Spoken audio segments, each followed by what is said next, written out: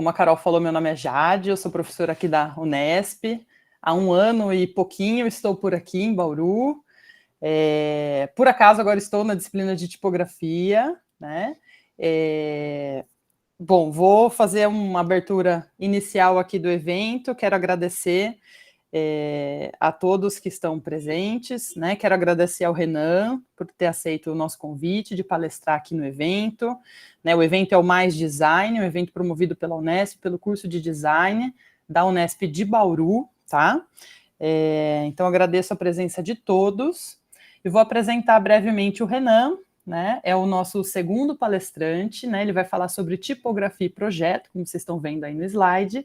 O Renan, ele é natural de Bariri, e ele é graduado em design gráfico pela FAAC Unesp de Bauru, onde ele expandiu os seus estudos sobre tipografia através do desenvolvimento de um resgate tipográfico desenvolvido no TCC, né? E desde 2021, ele conduz a Lama Type, uma digital type foundry independente, fundada com o objetivo de distribuir fontes digitais autorais. Então, agradeço novamente a presença de vocês. Renan, acho que a palavra é sua. Tem aí o seu tempinho aí, uns 40 minutos para fala, com tranquilidade, né? Depois a gente abre para perguntas, então se alguém quiser escrever perguntas no chat, a gente lê, ou depois, dado o seu encerramento, a gente também libera para vocês abrirem o microfone e fazerem as próprias perguntas, tá bom? Então vão anotando aí durante a fala do Renan. Renan, vai lá, fica à vontade. Obrigada mais uma vez, viu?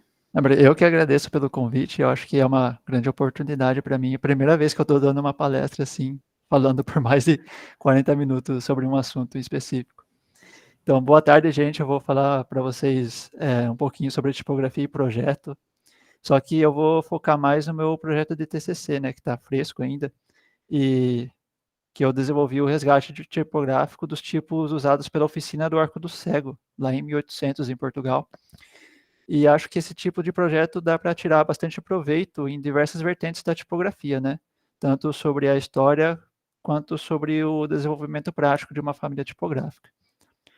Então, em se tratando de um resgate, eu vou primeiro fazer uma pequena introdução do que vem a ser essa atividade de resgate tipográfico, e eu vou falar um pouquinho da história mais pelo olhar acadêmico, porque ainda tem muita interpretação do que é realmente um projeto de resgate, só que por esse olhar a gente tem alguns aspectos que a gente precisa seguir para um projeto ser considerado de fato um resgate tipográfico. E a primeira ocorrência de um resgate que a gente possui é o projeto da Golden Type do William Morris, que ele desenvolveu em 1890. E a Golden Type ela foi resgatada do estilo criado pelo Nicholas Jenson, por volta lá de 1470, em Veneza. E o Jenson, nessa tipografia, ele se inspirou nos monges copistas, né, que utilizavam 2 estilos caligráficos ali para a composição dos textos. Então, eles utilizavam as maiúsculas lapidares e para as minúsculas um estilo bastante humanista, que era derivado das carolinas. Aí o Jenson ele adaptou esses 2 estilos da caligrafia para um sistema tipográfico. E o Morris, né, ele sempre foi muito crítico aos processos industriais da época dele, então ele fez esse resgate de um tipo bastante antigo, só que com algumas interpretações dele. Então a gente pode ver principalmente pelas serifas aqui do lado direito, né, que é a impressão, um dos livros impressos pelo Morris, que ele optou por utilizar uma serifa quadrada bastante pesada em comparação com os do Jenson. E, de modo geral, a própria mancha do tipo na página ela é bem mais pesada que o projetado pelo Jenson, lá em 1470. Então, essas adaptações do Morris, ela pode ser... Mas eu tava assim, eu tava com medo de abrir. Alguém abriu o microfone aí. Pijama. Pessoal. Já desativei, Renan, pode seguir. Acontece, gente. Então, essa adaptação do Morris, ela pode ter sido uma tentativa dele ali de se aproximar um pouco mais do próprio estilo caligráfico, né, mais manual, para tentar se contrapor ao estilo industrializado, que era liderado principalmente pelas Bodones dessa época dele. Então, por conta desses aspectos, que a Golden Type ela é considerada a primeira ocorrência de um resgate tipográfico. E a partir da Golden Type, essa atividade de resgate ela se tornou muito comum na tipografia, principalmente quando começou a se atualizar os processos de composição, com a linótipo, a fotocomposição, com as telas também. Aí começou a ter diversas ocorrências de foundries que buscavam redesenhar as tipografias mais clássicas para adaptar elas para esses novos sistemas de composição.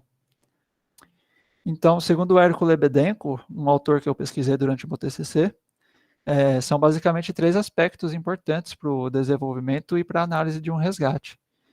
Então, a gente tem que considerar o distanciamento histórico-cultural junto com a diferença tecnológica entre o original e o resgate. E esse terceiro aspecto da fidelidade ao design original pode estar incluído nos objetivos do próprio design contemporâneo, só que também pode estar limitado ao material disponível para consulta daquela tipografia original, né, que ele está tentando resgatar. Daí a gente consegue medir esses 3 aspectos fazendo uma análise do sistema de impressão usado naquela época, do material de estudo que a gente tem disponível nos dias de hoje para fazer essa análise e também do contexto histórico da criação e do uso dos originais. Então, a execução de um projeto de resgate fica muito relativa a uma pesquisa sobre essa tipografia original que a gente quer resgatar. E a partir desses aspectos, dá para a gente classificar um projeto de resgate basicamente em 4 níveis fundamentais, né? Que vão desde uma reprodução fiel até uma exploração formal. E eu trouxe aqui alguns exemplos de cada nível, e o primeiro nível, que é essa reprodução fiel, que seria quase uma cópia dos tipos originais, sem interferir no desenho original. Então, se faz apenas uma adaptação tecnológica daquele tipo antigo, de um sistema de composição desatualizado, para um contemporâneo. Aí eu trago aqui o exemplo da Skyline, que foi desenhada pela Jenny Patterson em 1992, que é a versão digital da tipografia Corvinus, do Henry Reiner, foi projetada em 1939. Então a Jenny ela fez esse resgate da Corvinus com o mínimo de interferência possível no design original. Ela fez apenas uma adaptação para uso em um sistema de composição mais atualizado da época dela. E a gente passa para o segundo nível de um resgate, que seria uma síntese formal ou estilística, né? Aqui o designer contemporâneo ele se preocupa em fazer uma adaptação tecnológica do design original, mas também ele tem maior liberdade para aplicar as correções necessárias para o uso contemporâneo dessa tipografia. Mas sempre mantendo as características elementares daquela família original. E aqui no exemplo tem a DTL Nobel, da Andrea Fuchs e do Fred Smeyers, de 93, e a Nobel do De Ross, que foi usada de referência para esse resgate. E uma diferença bastante notável entre elas são os vértices de algumas letras que possuem essas quinas afiadas, e isso foi aplicado em todos os estilos do resgate, né, do mais leve até o mais pesado. Enquanto que na versão original, essas quinas elas foram aplicadas somente nos estilos mais pesados, e nos mais leves o De Ross ele aplicou um corte nesses vértices. E aí a gente tem o terceiro nível, que a gente tem a interpretação. E aqui a gente percebe uma maior influência do design contemporâneo no projeto. E ele aplica novas características, mas ele sem prejudicar as ideias originais, né? Então, nesse exemplo, eu trago a samba do Tony DeMarco, e que ele fez um resgate sobre os letterings do J. Carlos, né? Que ele publicava na revista Para Todos, lá nos anos 20. E aí o quarto nível é uma exploração formal, e nesse nível o designer ele tem bem mais liberdade para executar uma releitura do design original, mas tentando manter as características elementares desse tipo, né? E o exemplo que eu trouxe é o da Mrs. Ives, da Susana Lico, que ela se inspirou nos tipos do John Baskerville, que ele projetou lá em 1750, mas ela fez diversas interferências intencionais ali nos originais, e ela deu ao projeto um entendimento mais pessoal dela sobre as questões da aplicação e do uso contemporâneo.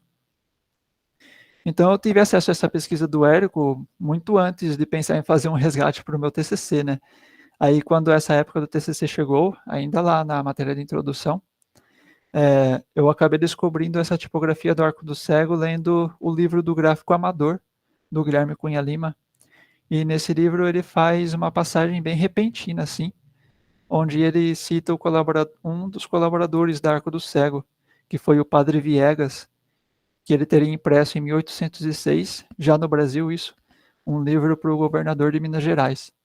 Só que esse livro ele não foi impresso em tipos móveis, ele foi projetado em calcografia, então foi todo gravado em uma placa de bronze ali para então ser impresso. E essa técnica da calcografia ele tinha aprendido na oficina do Arco do Cego. Posteriormente, o Padre Viegas ele foi reconhecido como o fundador da imprensa mineira por toda essa contribuição dele do fazer tipográfico nas terras mineiras, né? Ela até foi chamado por essa revista de 1894 de Gutenberg brasileiro. Mas nessa pesquisa o que mais me chamou a atenção foi o nome da tipografia do Arco do Cego, e eu fui pesquisar um pouquinho mais sobre ela. E aí eu encontrei a Régia Oficina Tipográfica, Calcográfica, Tipoplástica e Literária do Arco do Cego. Esse é o nome completo da oficina, mas é muito difícil achar nas publicações, nos artigos, esse nome escrito dessa maneira. Geralmente ela aparece apenas como tipografia do Arco do Cego ou oficina do Arco do Cego.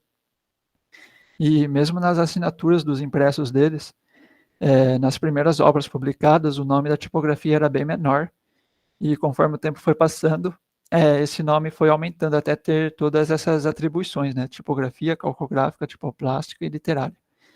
Então isso indica que teve uma evolução ali nos afazeres dessa oficina, que com o tempo foram conseguindo mais equipamento, mais pessoal e mais funções. Bom, e foi isso aqui que eu encontrei pesquisando os exemplares disponíveis nos acervos digitais. Então a gente percebe um nível de impressão considerado muito elegante para essa época, principalmente para as prensas que eles tinham disponíveis. E eu acabei nem colocando isso no meu relatório de TCC, porque eu acabei encontrando numa pesquisa só depois que eu tinha apresentado, que essas prensas que havia em Portugal nessa época, elas eram muito provavelmente fabricadas com madeira de pau-brasil. E a tecnologia das prensas de metal era muito recente nessa época. E eu li em um texto de 1912, eu esqueci o nome do autor agora, mas foi o mesmo texto que eu tinha encontrado sobre as origens do tipo usados pela oficina, que as prensas Stanhope, que eram essas de metal, que era a mais alta tecnologia de impressão na época, só chegou em Portugal por volta de 1803, ali 2 anos depois da oficina já ter fechado. Que foi quando os britânicos entraram em guerra contra Napoleão. Então, foi uma troca, na verdade, com o exército britânico, que eles queriam as prensas de madeira porque eram mais fáceis de manusear durante uma campanha do exército, e eles usavam para imprimir as ordens de serviço, então não precisava de uma qualidade alta da impressão, né? Então houve essa troca com Portugal, e eles enviaram as prensas Stanhope e Portugal mandou para eles as prensas de madeira. Então, muito provavelmente, a oficina do Arco do Cego utilizava essas prensas de madeira para a impressão das obras.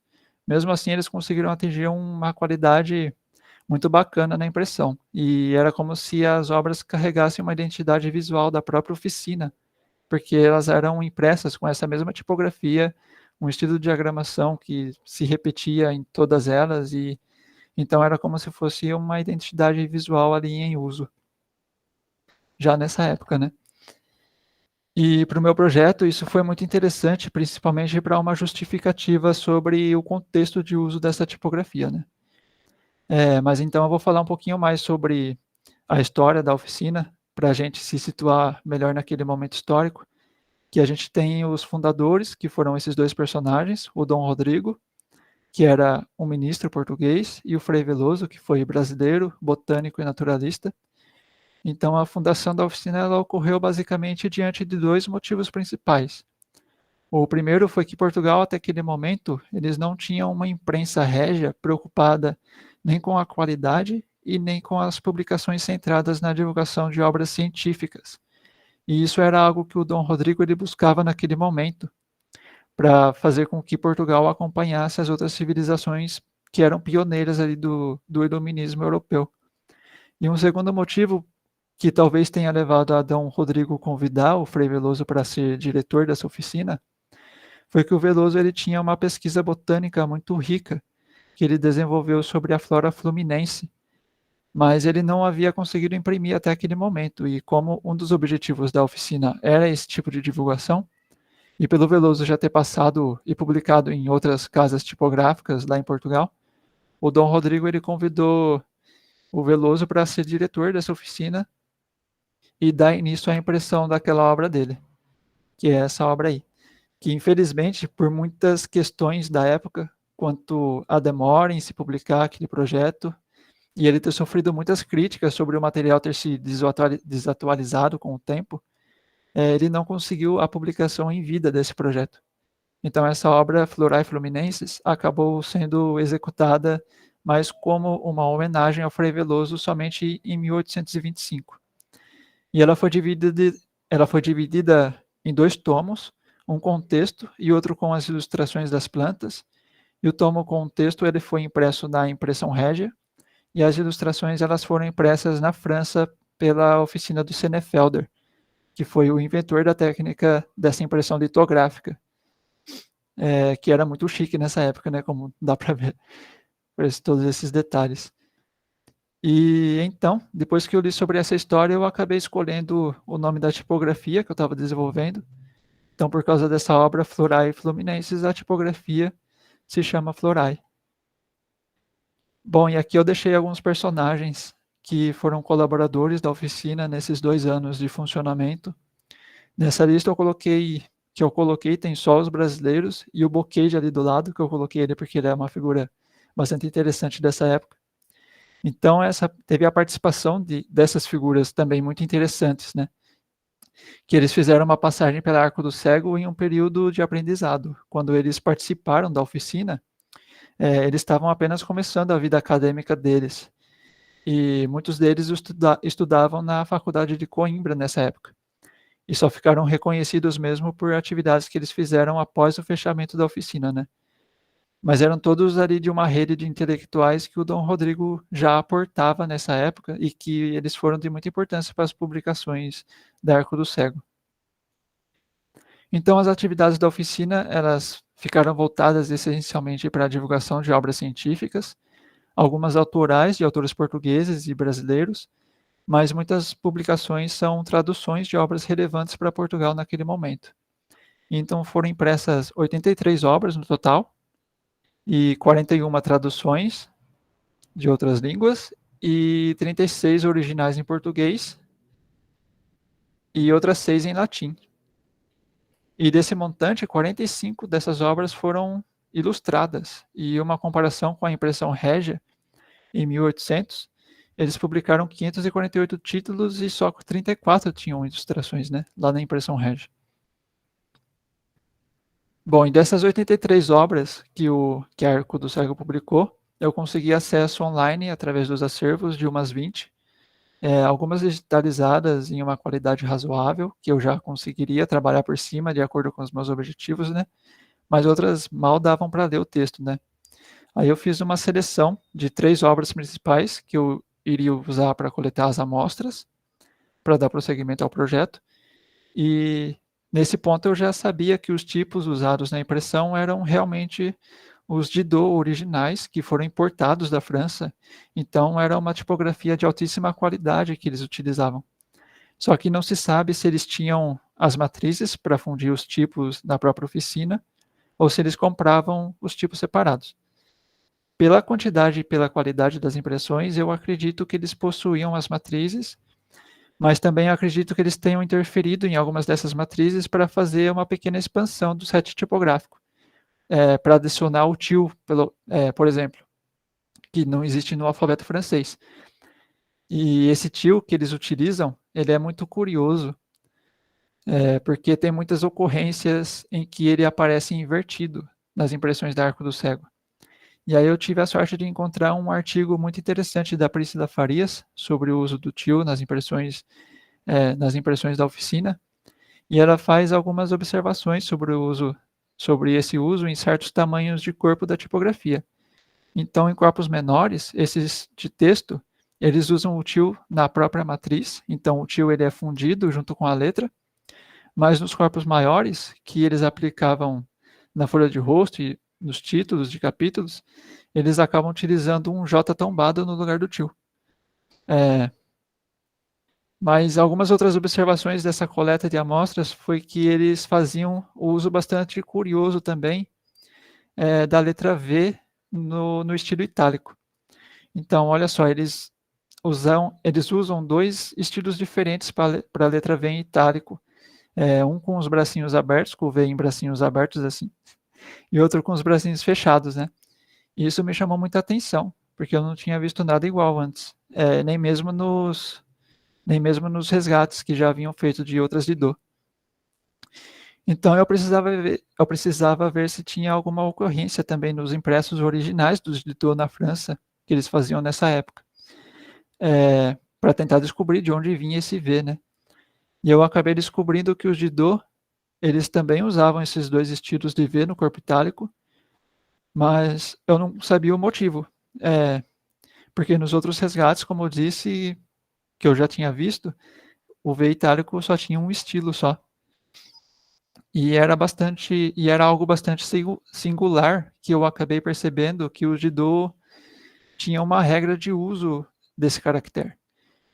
Eles aplicavam o V de braço aberto sempre que ele iniciava uma palavra e o V de braço fechado sempre que ele ocorria no meio de uma palavra.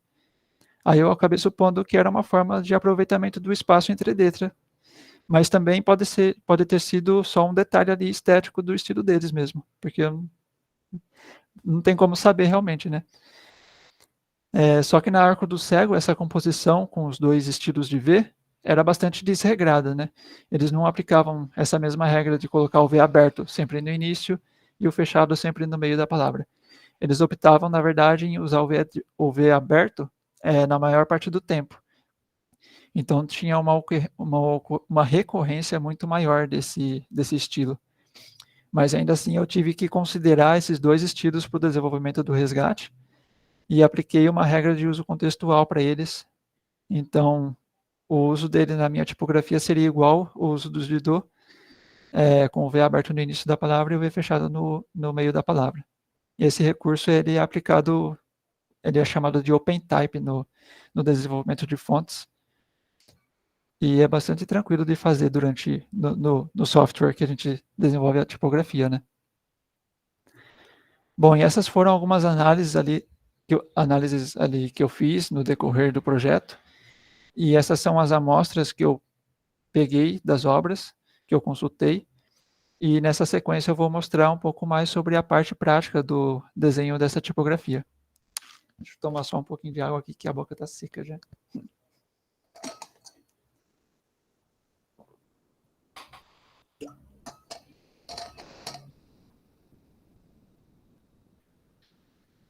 Então, o que eu fiz foi seguir uma metodologia que o Érico Lebedenko também apresentou na pesquisa dele, e isso facilitou bastante o por onde começar, né, além da pesquisa histórica.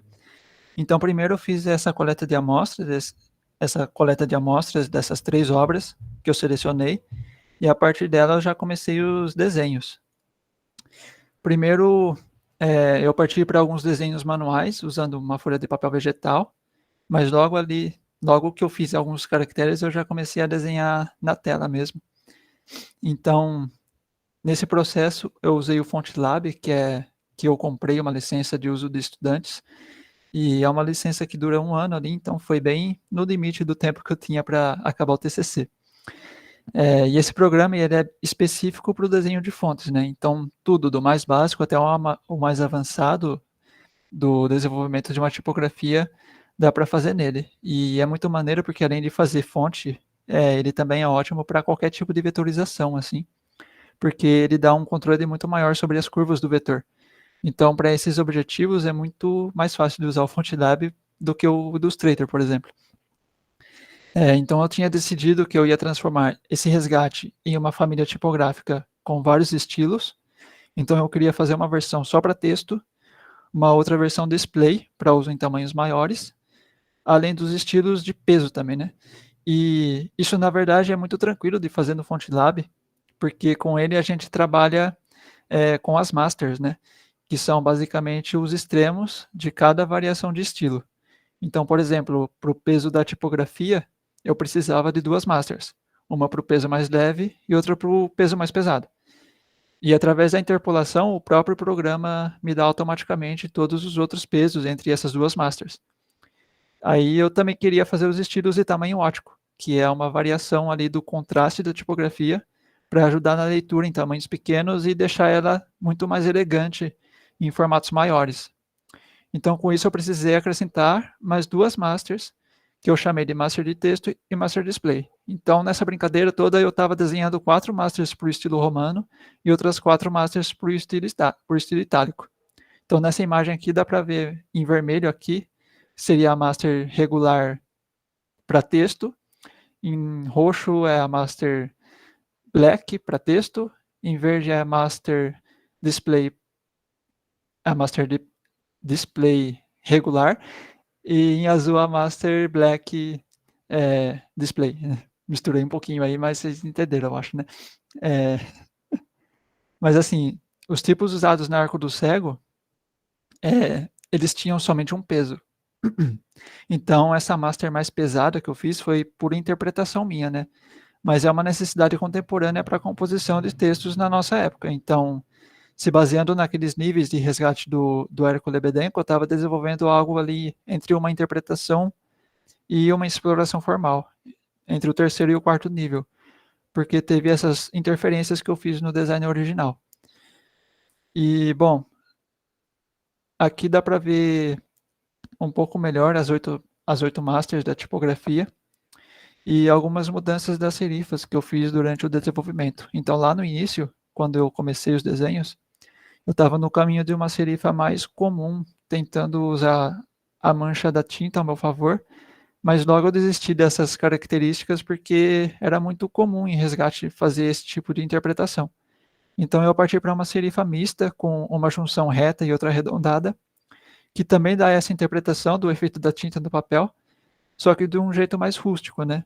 E eu gostei desse estilo e eu prossegui assim. E aqui eu mostro os estilos criados pela interpolação. Então, os pesos book, medium, semi-bold e bold, eles foram criados automaticamente através dessa interpolação entre o regular e o black. E a mesma coisa com o estilo headline, que fica entre o display e o text, né? E assim a família tipográfica ficou com 36 estilos no total. E alguns testes de impressão, que eu sempre fazia enquanto estava tentando achar o melhor espacejamento entre letras. Então eu imprimia em vários tamanhos todas as masters para checar mais facilmente algumas falhas que poderia ter no espaçamento entre letras. E aqui algumas pranchas com o espécime que eu fiz, que eu vou passar rapidinho aqui para vocês. Então o nome da tipografia ficou Didot Florai AC, Didot por conta da origem dela, né? Florai por causa da obra do Frei Veloso, e AC, que são as iniciais de Arco do Cego. Então, nessas pranchas eu costumo sempre colocar algumas listas de palavras aleatórias para mostrar os estilos em uso, né? E também exibo alguns recursos OpenType dela, com as alternativas e os conjuntos estilísticos. E aqui tem um exemplo dos Digbats, que também apareciam nos impressos, e eu também precisei desenhar eles na tipografia. E aqui a lista dos nomes de todos os estilos da tipografia. E algumas observações mais intrínsecas ao desenho, né? Com a angulação das itálicas, etc. Alguns circulozinhos onde eu identificava alguma coisa do desenho ali dela. E um exemplo do texto para mostrar mais ou menos a mancha gráfica dela e o caractere set completo aqui do lado. E aqui mais algumas imagens dos grifos e alguns recursos. Bom, e é isso. E eu finalizo a minha apresentação. E aqui eu coloco algumas indicações tipográficas para vocês, se vocês tiverem interesse em se aprofundar um pouquinho mais, ou só acompanhar, né? Eu coloquei a newsletter da Contraforma, da Flávia Zimbardi, também a newsletter do Tipo Aquilo, do Cadu Carvalho. Então, é só vocês pesquisarem ali no Google que vocês vão achar facilmente essas duas newsletters. Para quem não sabe o que é uma newsletter, eu não sei se a geração de vocês conhece esse formato, vocês colocam o e-mail de vocês lá no campo de e-mail e vocês toda semana, ou quinzenalmente, ou mensalmente, vocês recebem no e-mail um artigo bastante interessante do autor. E eu também indico alguns livros aqui, o Mecotipo, que me ajudou muito nesse projeto, e a letra impressa do Cláudio Rocha, que é um apanhado ali da história da tipografia, da história da impressão. O gráfico amador, que me inspirou nesse projeto. Lettering manual do Ken Barber, que ele trabalha na House Industries, que ele fez esse livro do lettering manual, que ele ensina a fazer lettering com muita qualidade, e o Pensar com Tipos da Era Lumpton. E pronto. Se vocês tiverem algumas questões aí, é só... Legal, parabéns, Renan, obrigada pela excelente palestra. Eu acredito que eles tenham questões, sim. Não sei se ninguém mandou no chat ainda. No chat mandaram o link, né, para o certificado. Eu fui separando alguns links também, que eu vou jogar para vocês aqui no chat, né, que tem tudo a ver com a fala, né, resgate, um apanhado das letras do J. Carlos. Eu ia encher isso daí de referência, eu ia colocar Plau, tudo. Acho que eles já são bem divulgados, assim, por outras partes, né? Então, eu escolhi colocar mais essas... Não, mas super importante você fazer esse fechamento com essas referências, acho super legal. Tem muita gente que ainda está no primeiro ano, ainda está no segundo ano, então é um pouco novidade, né? Essas leituras. E acho que o MyFonts da LamaType também é legal, né? Para o pessoal dar uma olhada. Pois é. Então, olha lá, o marketing pessoal, Renan. Tem a página do LamaType no MyFonts, com algumas fontes, né? Tem duas que eu lancei, a Caribantu, algum tempo atrás, que foi a minha primeira tipografia. Quando eu comecei esse processo de desenhar tipografia, eu comecei com a Caribantu, e aí eu prossegui com ela, assim. E eu publiquei ela no MyFonts uma vez e tá lá ainda, disponível. E a mais recente é a Capenga, que eu fiz juntamente com o TCC. Tipo, eu fiz a Capenga só para fugir do TCC, assim. Porque esquentava muito a cabeça, aí eu fazia a Capenga para... só tinha 8 masters para desenvolver, né? Todos os caracteres e todas as variações. Aí ele fez mais uma só para relaxar, gente. Uma maçã só para relaxar. Cansado de serif. Legal. Renan, eu lembro que você fez uma iniciação científica também, né? Antes de chegar no TCC. Não, eu não cheguei a fazer iniciação científica. Não. Aquele projeto que eu apresentei foi, na verdade, que eu entrei de supetão ali, né?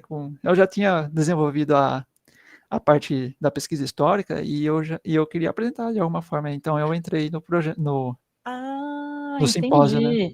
E sim. Quanto tempo você levou para desenvolver o TCC todo? Nossa, então, eu comecei mais ou menos... A pesquisa, você começou a pesquisa antes, né? Sim, eu comecei já na introdução ao TCC, eu não sei se tem essa matéria ainda, tem? Tem sim. Então, eu comecei lá na introdução ao TCC, que eu já tinha conhecido a tipografia, e aí, no próximo semestre, eu comecei TCC 1. Então, eu já tinha mesmo sem estar na matéria, né, eu já tinha começado uma pesquisa histórica ali. E aí eu fiz TCC 1 e no semestre seguinte, em vez de eu pegar TCC 2, eu tranquei. E aí eu fiz TCC 2 um semestre depois, né? Então eu fiquei mais ou menos ali 1 ano e meio envolvido nesse projeto. Mas do desenho mesmo, da tipografia, foi ali 8 meses. Eu iniciava, depois eu parava um pouco. Eu fiquei uns 3 meses sem mexer nela, deixando ela descansar. Eu costumo falar que parte do processo de fazer uma tipografia é não fazer a tipografia, deixar ela descansando ali. Porque depois, quando você volta a olhar para ela, você vê muitas inconsistências ali e você com mais facilidade, né? E você faz alguns ajustes bem interessantes. Nossa, que bacana. E a necessidade de afastamento, né? Sim, às vezes você tem uma produção intensa, mas você precisa de um afastamento. Porque o nosso olhar ele vicia em todos os detalhes da tipografia, a gente se acostuma com ela, né? Então aquilo passa a ser muito, muito comum para a gente, e a gente precisa desse afastamento para a gente desacostumar o nosso olhar sobre a tipografia que a gente está fazendo, para a gente encontrar os erros e arrumar eles. Refinar, né? Para aprimorar o próprio projeto, testar novamente. Então, olha que bacana. Então, um projeto de tipografia costuma demorar bastante tempo por causa disso também, né? Sim. Exatamente, até ele ser lançado, né, da concepção inicial, até ele ser testado o suficiente, né, para estar considerado bom para ser lançado. Muito legal. Tem uma pergunta da Carol aqui no chat. Carol, ficou com vergonha de abrir o microfone? Não, eu não queria interromper vocês, mas eu queria saber, né, assim, que Vai eu lá. coloquei aí no chat, viu, o Renan, é um trabalho bem precioso esse de lidar com tipografia, né? Eu sempre admirei muito. Mas assim, de toda esse cuidado aos detalhes que a gente viu que você teve e tal, mesmo tendo software de apoio, a gente sabe que foi um trabalho assim extenso, né? O que para você foi o aspecto mais desafiador durante todo esse projeto, Renan? Aquilo que quando você se deparou que você teria que fazer, ou que você teria que, sei lá, se você imaginava que seria de um jeito e daí no processo você foi vendo que foi ficando bem mais complexo, o que foi que você topou e falou assim, nossa, isso eu não imaginava que seria assim? Eu acho que foi o processo de fazer uma Didô, né? Porque é um estilo muito característico e hoje em dia a gente tem aquela noção bastante concretada de que uma Didô é uma serifa reta, super fina, etc. Só que nesse tempo eles faziam muitas adaptações do tamanho ótico mesmo, porque eles usavam em estilo texto isso, né? Então eles desenhavam a tipografia para texto, depois eles desenhavam em outra matriz para uma display. Então, querendo ou não, tinha essa variação naquela serifa dela, né? Então, eu acho que eu decidi fazer uma serifa meio diferentona de uma Didô, porque ela é mista, né? E eu acho que isso foi bastante. Será que isso é uma Didô realmente, né? Eu acho que foi isso, basicamente. Mas depois que ela cresce, depois que ela fica grandona assim, as serifas ficam bem retinhas ali, aí beleza. Então, tipo, se você lê a tipografia de texto só no tamanho 12 ali, você não vai reparar que tem todas aquelas influências que eu fiz, né? Mas se você for aumentar ela super grandona assim, você vai ver que ela tem dois tipos de serifas bifurcadas assim, etc. Então foi mais ou menos essa o desafio maior, né? Muito legal. Obrigada, Renan, e parabéns pelo trabalho. Muito legal mesmo. Obrigado. Muito bonito. Legal, Renan. Ó, tem mais perguntas aqui no chat. Tem do professor Gustavo La Sala. Deu parabéns pelo trabalho, muito completo. E ele está perguntando como você vê as perspectivas de trabalho no campo do type design. Nossa, é desafiador, né? Porque hoje em dia, no Brasil, realmente eu não sei se dá para tirar a vida com isso, né? A gente vê muito a Plau fazendo as tipografias pop deles, só que eles fazem muito trabalho fora da tipografia também, com marcas, etc. E a venda de tipografia, sim, você se dedicar a isso no Brasil é bastante complexo e eu não vejo realmente como que vai ser o futuro disso. Eu acho que vai ser acompanhar essas tipografias, essas founders maiores, né, acompanhar elas, o que elas estão fazendo e tentar entrar no caminho delas ou fazendo diferente, óbvio, para ter uma compreensão melhor do que é a tipografia brasileira realmente. Porque a gente desenha tipos para vender para designers, a gente não desenha tipos para vender para uma pessoa que vai usar o Word, por exemplo. A gente desenha para designers, eles que vão comprar, eles que vão conversar com o cliente para o cliente fazer essa compra e assim a gente tem que ter uma educação bastante interessante assim para isso ser algo normal no Brasil. Exatamente, falou tudo, desafiador, né? Vamos lá, temos mais perguntas aqui, da Giovana Ferreira de Sales. Quando se cria uma tipografia, você precisa de patente para ela ser sua de fato? Nossa, em se tratando de um resgate, isso é um tema bastante complexo, porque você está fazendo o resgate de uma tipografia, seria uma cópia? Seria de outro autor? E isso é bastante complexo e só que está muito relacionado ao tempo que ela está sendo desenhada também, né? Se você se inspira num projeto, ela é um pouquinho sua também, né? E eu acho que na tipografia não tem muito isso da parte do resgate tipográfico, no caso, eu acho que a gente tem uma política bastante aberta, assim, porque a gente que desenha a tipografia, então a gente coloca a nossa mão nessa tipografia, a gente faz as nossas interferências nela, então ela acaba sendo nossa mesmo. Não sei se eu respondi. E então não precisa de patente, não. Tipo, acho que não tem como registrar uma tipografia. E a gente solta ela no mercado, ela tem aquelas propriedades dela que a gente coloca nossas informações de quem é o dono, só que a gente não consegue registrar ela no INPE, por exemplo. Então, é um arquivo bastante aberto, assim, que precisa realmente de uma vista nisso, né? Sim. Mas, historicamente, é isso. Historicamente é assim que acontece, né? Muito bom. Tem mais uma questão aqui do Mylon. Mylon, ele gostaria de saber mais sobre o campo de pesquisa, como foi esse pontapé inicial do tipo, onde, o que pesquisar, onde buscar embasamento e como desenvolver essa pesquisa até chegar à ideia final. E eu vou complementar a pergunta do Mylon, que eu tinha feito uma pergunta aqui para você, que tem a ver com os acervos digitais online, que você falou que conseguiu encontrar 20 edições digitalizadas, né, de materiais que foram impressos.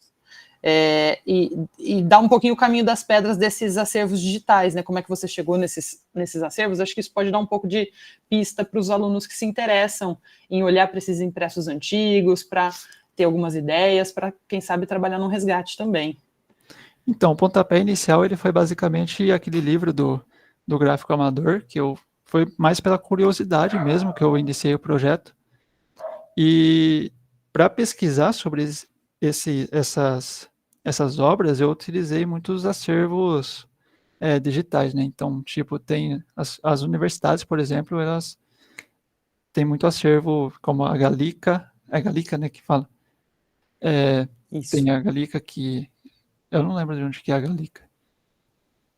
Mas beleza, tem a José Mindlin, da USP lá, Nossa, tem várias. E tem alguns acervos... Da Mindlin é a Biblioteca Brasiliana, BBM USP. BBM USP. Eles têm parte do acervo digitalizada. Isso. E então, na Biblioteca Brasiliana, por exemplo, eu encontrei várias obras deles lá, só que elas não estavam em tão boa qualidade. Aí a Jade até me contou uma vez que, se você enviar e-mail para eles, tudo, eles te enviam a obra impressa em qualidade original ali. Mas eu não fiz isso, né? Então, eu busquei em diversos acervos também de fora, principalmente a americana, que eu encontrei a maioria dos impressos que eu utilizei para a coleta de amostras. Então, assim, é uma pesquisa bastante difícil que a gente tem que fazer ali com bastante tempo. As bases não são integradas, né? Isso, eu entendo, exatamente. Você tem que ir acervo por acervo e pesquisar em cada um deles. E às vezes o nome da oficina também atrapalha um pouco, porque elas aparecem diferente de um acervo para o outro, os impressos também, né, aparecem diferente de um acervo para o outro, então tem que fazer uma ligação assim entre eles e demanda um tempinho ali. Uhum. Exatamente. Qual foi a sequência da pergunta? Do Mylon, era sobre o pontapé inicial, onde o que pesquisar e onde buscar embasamento e como desenvolver essa pesquisa até chegar à ideia final. Nossa, então, eu segui uma metodologia ali que já estava pronta do Érico Lebedenko, então para mim foi basicamente ler o artigo dele e ir fazendo conforme eu achava necessário para a aplicação no meu resgate, né? Então, eu achei isso, a leitura e pesquisar bastantes artigos assim sobre o tema ajuda bastante. Ver os trabalhos que já foram feitos também ajuda muito.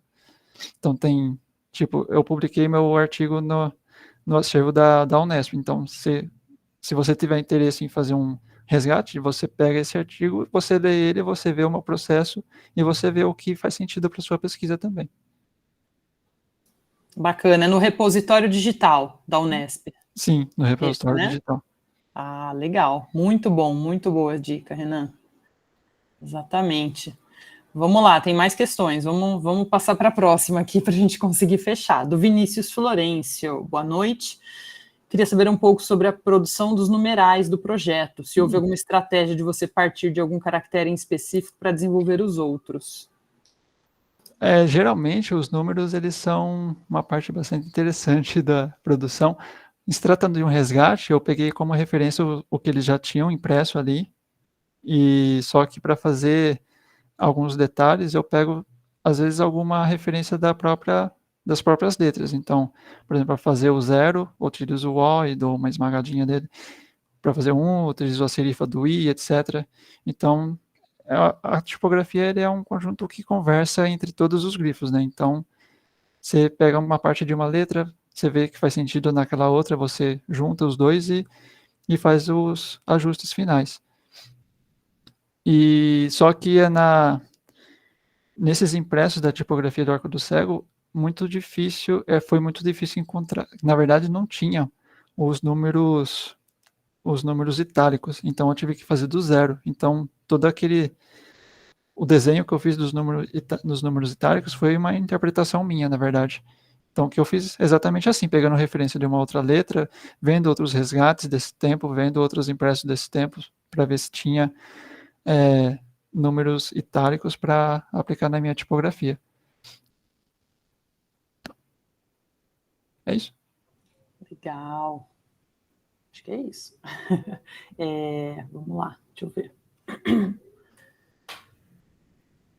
O professor Gustavo comentou também que uma fonte digital é um software e tem licença de uso. Acho que foi no momento que você estava respondendo isso, aquela outra, então, umas 3 questões. É que aí ficou aqui para baixo, viu, Gustavo? Sim, Desculpa, agora que eu consegui. Exatamente. E na verdade, você não compra a tipografia, né? Você compra a licença para usar a tipografia. Consequentemente, você recebe uma tipografia. Só que muita gente não tem noção disso, né? Então, acaba usando para todo projeto, para toda aplicação que ela acha que ela está certa em usar, só que, na verdade, está tudo resumido ali na licença de uso que vem junto com a tipografia, o que você pode e o que você não pode fazer com ela. Exatamente. Às vezes as empresas distribuem para você poder testar num projeto antes de você fazer a compra de fato, né? Então, você aprova com o cliente o uso daquela família ou daquela fonte específica para depois fazer a aquisição, né, da licença de uso para aquele uso específico. Isso, você testa com o cliente, se ele confordar, você fala para ele, você tem que comprar essa tipografia, então, né? Algo assim. Esse mais ou menos é o processo. O correto é você já incluir no orçamento de projeto uma verba específica para investir em fontes digitais para o projeto, né? Legal. O Lucas Piovesan Croce, ele escreveu aqui que ele queria lembrar, por gentileza, aqueles 3 níveis de produção de tipografia que você mostrou no início da palestra. Deixa eu pegar aqui, eu acho que são os 3 níveis de resgate, né?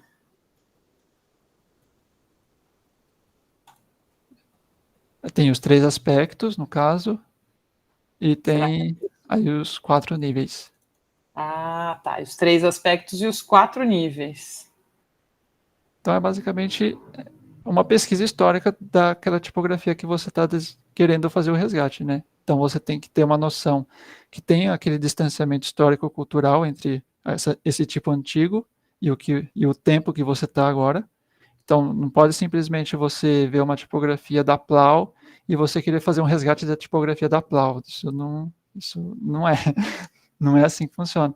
Você vai pesquisar, por exemplo, uma tipografia que só existia na fotocomposição, uma tipografia que só existia nos tipos móveis, e aí você vai fazer essa relação entre o distanciamento histórico-cultural. Então, por isso essa diferença tecnológica da impressão também, né?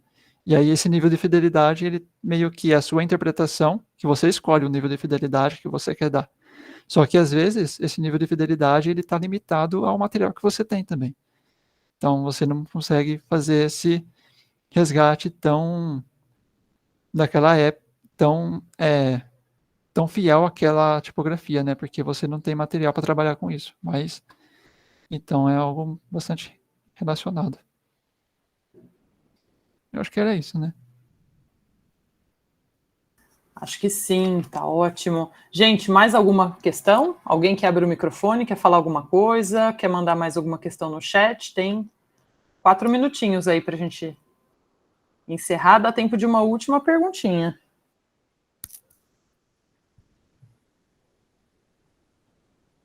Não? Ninguém?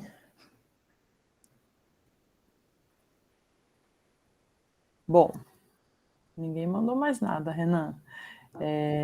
Eu gostaria de parabenizar mais uma vez, né, pelo excelente trabalho, né, que juntou aí aspectos da história da tipografia, né, teve todo um aprofundamento histórico, né, não só da pesquisa sobre o desenho de letras, mas do uso das letras, do contexto regional, né, das personalidades envolvidas aí, né, todo o contexto político também da imprensa, né, internacional envolvida. Então acho que foi assim incrível esse mergulho na história que você fez, a relação com as fontes digitais, né, essa aplicação desse método de resgate do Érico Lebedenko, acho que foi muito bacana, né, envolveu todo o processo criativo. Então a forma como você mostra esse processo acho que é inspiradora realmente para os alunos que se interessam, né, por desenhos de fontes digitais, né, por esse processo mesmo.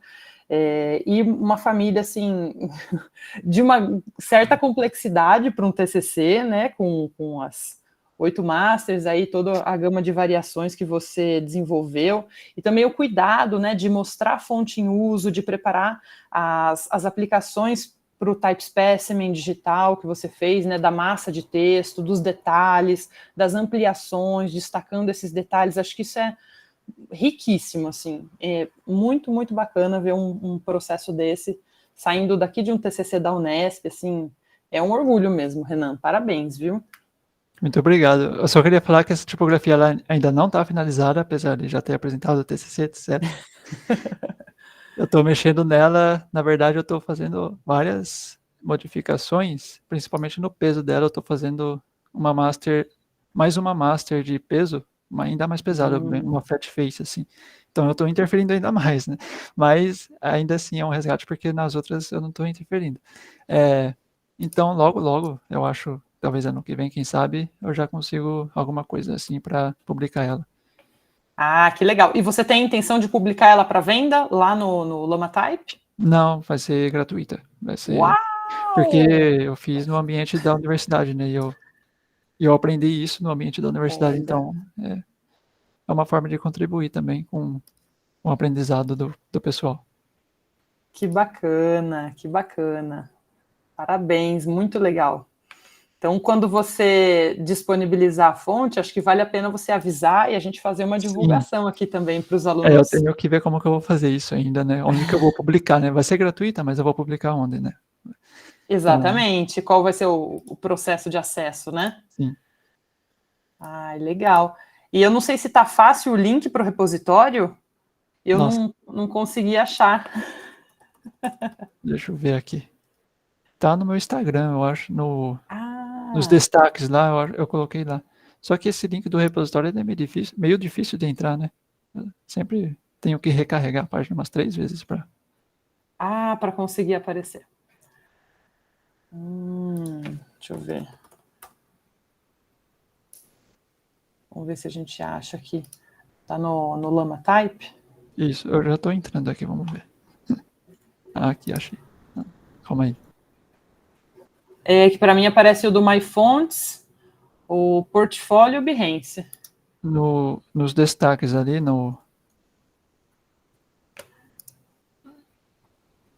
Calma aí. No Achou? TCC. Entendi, Isso. entendi. Você fez um stories e colocou ele no destaque. Isso. Ups. Também eu tenho que recarregar a Copiar, página umas 3 vezes. copiar endereço do link. Mas eu dei um copiar endereço do link. Vamos ver, não sei se eu consegui. Ou ele vai. É isso. Aqui. Mesmo, tem um probleminha de acesso, né? Mas Tem um ali problema. com esse Aí link. eu mandei ali. Esse é o direto. Legal. Isso. Então, pessoal, quem quiser acessar aí o TCC disponível no repositório da Unesp, né? Ele está aberto a todo mundo, então quem não é da Unesp também tem o acesso aberto, né? Que a gente fala, então os textos publicados por professores, por alunos, enfim, estão sempre disponíveis aí no repositório para vocês acessarem. Tá bom? Bom, Renan, quero agradecer mais uma vez, então. Obrigada aí por participar dessa segunda edição do Mais Design. Eu que agradeço, Jade. Muito obrigado pelo convite. Foi desafiador para mim, porque eu nunca tinha dado uma palestra na minha vida e chegar aqui e falar 40 minutos. Sempre tem a primeira, agora vem uma enxurrada, viu? Se prepara. Ó, alguém levantou a mão. Não sei se alguém quer fazer uma pergunta, uma última pergunta? Ou não? Às vezes apertou sem querer também, né?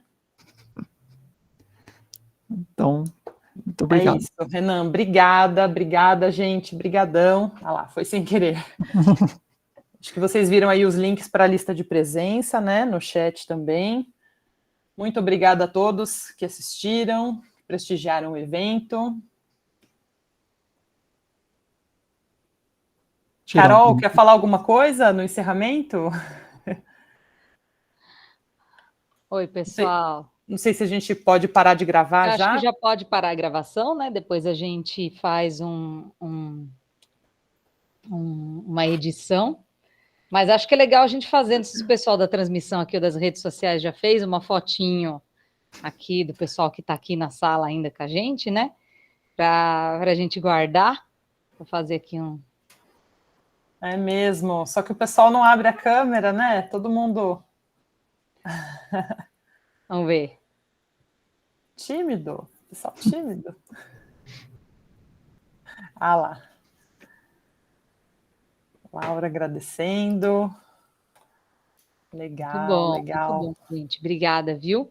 Pela presença de todo mundo. Quero agradecer também de novo. E a gente segue nas próximas palestras do Mais Design, conto com a presença de todo mundo que está aqui também está convidado, fica atento nas nossas redes sociais, que daí a gente vai trazer ainda esse semestre mais uma palestra e depois no próximo semestre mais 3 também abertas a toda a comunidade. Então, agradecer de novo, Renan, agradecer, Jade, pela mediação, que foi excelente também, e agradecer a presença de todo mundo. Vi aqui que a Luana quer tirar uma dúvida comigo. Luana, a gente vai encerrar aqui, por conta de ter aula depois, mas daí você pode me acessar ali pelo e-mail e tal, sem problema nenhum, tá bom? Deixa eu só lembrar, então, a próxima palestra do Mais Design vai ser no dia 7 de junho, né? Uma sexta-feira também, às 18 horas, que é com o Caio Verdelli. O Caio, inclusive, estava aqui assistindo, não sei se ele está ainda, mas ele veio assistir aqui. O Caio vai falar sobre planejamento de coleção de moda. Ah lá, ele está aí ainda. Então, não percam a próxima edição, será a terceira palestra do evento Mais Design, dia 7 de junho, tá? Já salvem na agendinha de vocês. Isso aí, pessoal. Obrigada, viu? Olha lá, o pessoal parabenizando aí, Renan, ó. Obrigado, gente. Obrigada, pessoal. E podem acessar o Renan, viu, gente, também. Entre em contato com ele diretamente, né, também. Sim. Acho que vai ser super legal para ele trocar essa ideia com vocês também. Tirar alguma dúvida, conversar sobre alguma coisa sobre types, eu estou disponível, pode entrar em contato. Muito legal. Obrigada, pessoal. Boa noite. Até. Obrigada, gente.